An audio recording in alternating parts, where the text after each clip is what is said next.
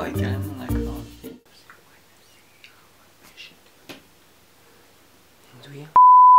Dans cette première vidéo, je me suis seulement humilié et bizarrement, ça vous a plutôt plu. Alors je me suis dit pourquoi pas retenter l'humiliation.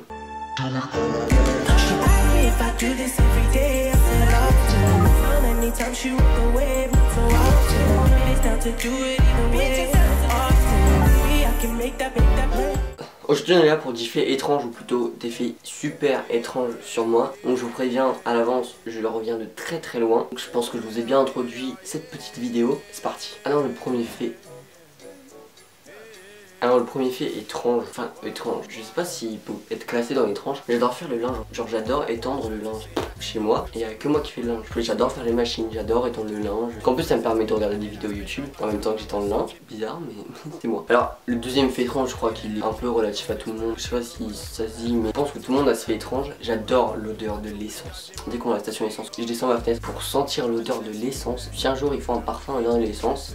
Alors le troisième fait, c'est vraiment, là par contre c'est vraiment un fait étrange que même moi j'explique pas. J'ai les genoux qui chauffent, c'est à dire que dans une journée normale au lycée, on va pas parler de lycée hein, ou je sais pas, en train de faire les courses ou en train de regarder un film, souvent je vais avoir les genoux qui vont chauffer, c'est à dire que je vais avoir chaud aux genoux et quand tu les touches ils vont être chauds. Toi aussi ils sont rouges autour, je sais pas comment ça se fait, je sais pas pourquoi, mais j'ai les genoux qui chauffent. Je sens que t'es content de le savoir. Le quatrième fait étrange, je l'avais déjà dit dans ma première vidéo, mais comme il y a des nouveaux sur ma chaîne et que vous avez peut-être pas regardé ma première vidéo sur ces faits, j'ai les joues rouges. Il y a des gens qui me disent est-ce que tu mets du blush, est-ce que tu te maquilles? Non, c'est naturel, c'est comme ça, j'ai les joues rouges depuis que j'ai 10 ans à peu près quand je suis arrivé en Normandie et depuis ça s'enlève pas. Le seul moyen de les enlever ce serait au laser, mais ça coûte 100 € la séance et je devrais en faire 3 séances. Donc si vous voulez, pour l'instant j'ai absolument pas le budget, donc on va attendre un peu, mais peut-être qu'un jour vous me verrez sans les joues rouges, qui sait. Un jour j'ai une rentrée d'argent, c'est moins probable déjà. Le cinquième fait est que je monte les marches toujours par deux, c'est à dire que ça fait à peu près 2 ans que je monte plus aucune marche un par un. Je sais pas pourquoi, je trouve que c'est une perte de temps en fait. 3 par 3 j'ai essayé, je me suis cassé la gueule donc non, mais 2 par 2 c'est nickel, ça marche sur toutes les marches et tu vas plus vite. Là tu te dis le mec il est intelligent, ce que je peux comprendre. Alors le sixième fait, c'est pas un fait, enfin, si c'est quand même un fait. Je mets toujours un réveil pendant les vacances. Là vous allez me dire mais il a pas compris le principe des vacances. Le principe des vacances c'est de rien faire. Oui je suis d'accord, je fais rien. Mais j'aime pas me réveiller à midi ou à 13h ou 11h50 ou... J'aime bien me réveiller à 10h30.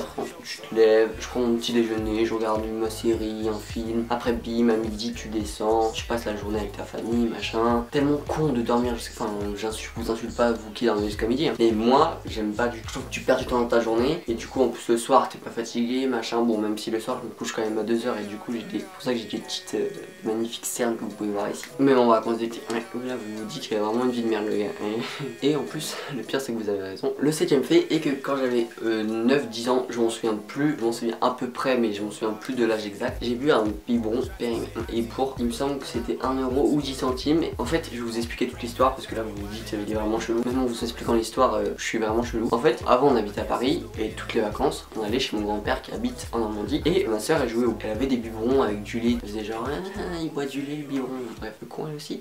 Et elle a oublié son biberon chez mon grand-père au moins un an voire plus. Et on l'a retrouvé avec mon oncle donc qui est maintenant coach sportif dont je vous avais parlé dans ma vidéo sur la perte de poids. Il avait je sais pas 15 ans, ma soeur avait 12 ans et moi je devais avoir 10 ans. Mon oncle nous dit celui qui boit une gorgée du biberon je lui donne une surprise. Et moi j'ai bu une gorgée. Donc là il me donne 10 centimes ou 1 €. Là il me dit celui qui finit le biberon je lui donne une plus grosse surprise. Donc là moi grave content et j'ai bu tout le biberon. Mais la surprise c'était qu'il me mettait une grosse claque. Donc j'ai bu un biberon pour 10 centimes et une claque.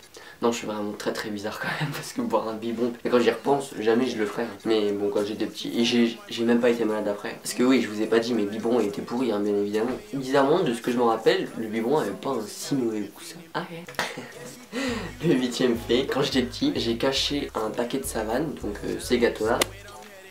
Vous les connaissez c'est sûr, derrière la télé de mon grand-père. En gros, mon grand-père, ma mère et ma soeur étaient partis faire le magasin, faire les courses ou quelque chose comme ça. Et moi je m'étais réveillé un peu plus tard parce qu'avant je mettais pas de réveil. J'avais aussi 9-10 ans hein, dans ces eaux là. Et en fait il était peut-être 13h et je sais pas pourquoi. En fait quand ils arrivaient j'ai mangé du Savane. Et je les ai vus arriver et je voulais pas qu'ils sachent. J'avais peur qu'on m'engueule. Donc le paquet à gâteau était beaucoup trop loin parce qu'ils allaient arriver, ils allaient entrer dans la maison. Je regarde où je pourrais le mettre et là je vois la télé. Je l'ai mis derrière la télé. Sauf que moi je le mets mais je m'en souviens plus du tout. Et on l'a retrouvé, je sais pas, peut-être 6 mois après. Et du coup, tout le monde s'est foutu de ma gueule dans la famille. Quand je vous ai dit que je reviens demain, je vous ai pas menti. Attendez d'abord le 10e fait avant de me juger, vous allez voir. Alors, le 9e fait, c'est que j'ai fait pipi au lit très tard. Aux alentours de 7-8 ans, un truc comme ça. Je me souviens plus trop des dates, mais ça doit être quelque chose comme ça. Mais le pire, c'est que dans tout ça, c'est que ma soeur, si tu passes par là, il y a ma chienne qui arrive. Alors, qu'est-ce que t'as fait? Je vais vous montrer ma chienne. J'ai fait tomber mon portable, putain de merde.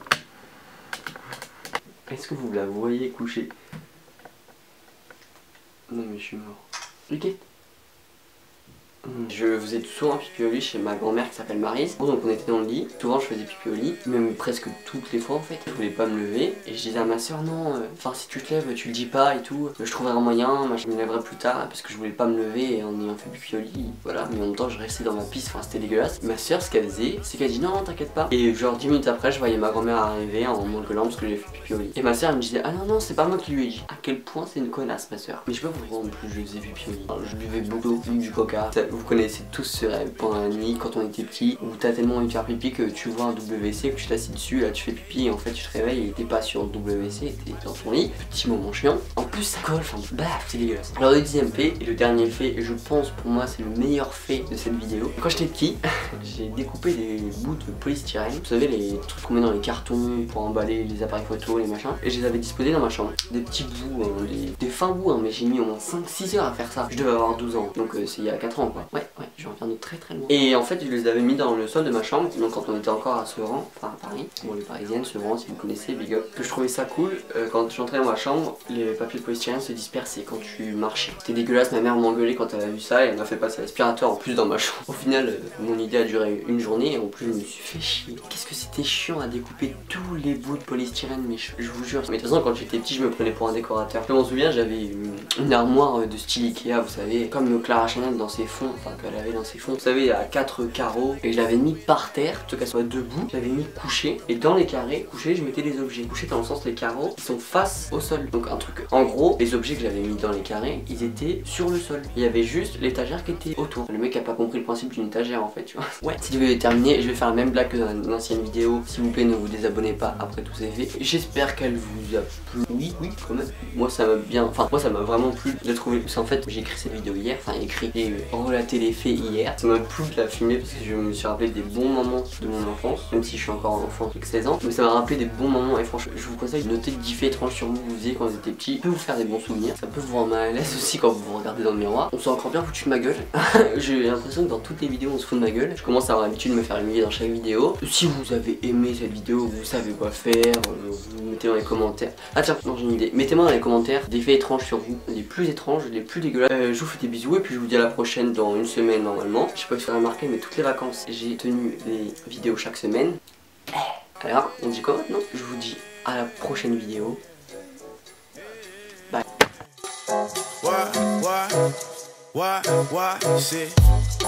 I tried to say hi to your pretty blue eye, but I'm not to your view. Yeah, my friend.